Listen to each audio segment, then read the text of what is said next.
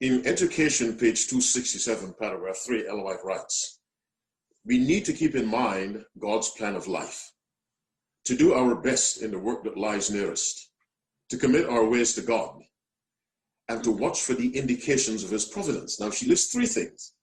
To do our best in the work that lies, whatever you're doing now, except it's criminal activity, whatever you're doing now, Ellen White says, do your level best, because excellence is required in any human endeavor. 2, commit your ways to God. What are your ways? Your physical life, your romantic life, your economic life, your family life, your social life. Commit your professional life, commit your ways to God. That has to be daily. And 3, she says, watch for the indications of his providence. The quotation ends in a very powerful way.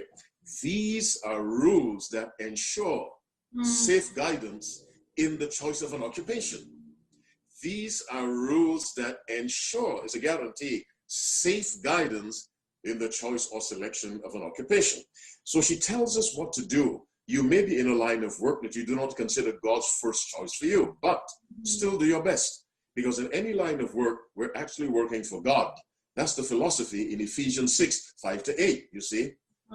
Servants, be obedient to your masters according to the flesh, as unto Christ. We must work as if we're working for him. Everything the Christian does must be a spiritual activity. And that's not fanaticism, that's just biblical reality. Because 1 Corinthians 10:31 says, whether therefore ye eat or drink or whatsoever ye do. If you're a preacher, if you're an actuarial scientist, if you're a biologist, if you're a lawyer, if you drive a bus, whether therefore ye eat or drink or drive a bus or study biology, do all to the glory of God, and that has no exceptions. When you live that way, the guidance of God comes into your life. But you must ask yourself also, if I'm studying geography in college, how will I use that for the glory of God? How can I use that to advance the gospel? We're at the end of time, and we just can't say, well, I'll be honest, I'll get to work on time. We must be more directly involved in advancing the gospel because we are at the very end of time. When God sees the heart of a person is to do his will, he directs. And of course, you must also ask God directly to guide you. Psalm 32, verse 8, I will instruct thee and teach thee in the way which thou shalt go. I will guide you with mine eyes. Psalm 25, verse 4, show me thy ways, O Lord. Teach me thy paths. Lead me in thy truth. God loves to lead.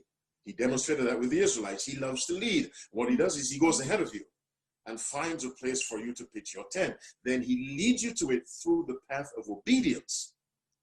The Lord wants to lead, he'll lead, but we must ask him, and we must follow Ellen White's counsel. Do the best in whatever you're doing now. Commit your ways to God. Watch for the indications of his providence. The way to watch is to keep your eye on his word, because the word will sensitize you to the moving of God in your life.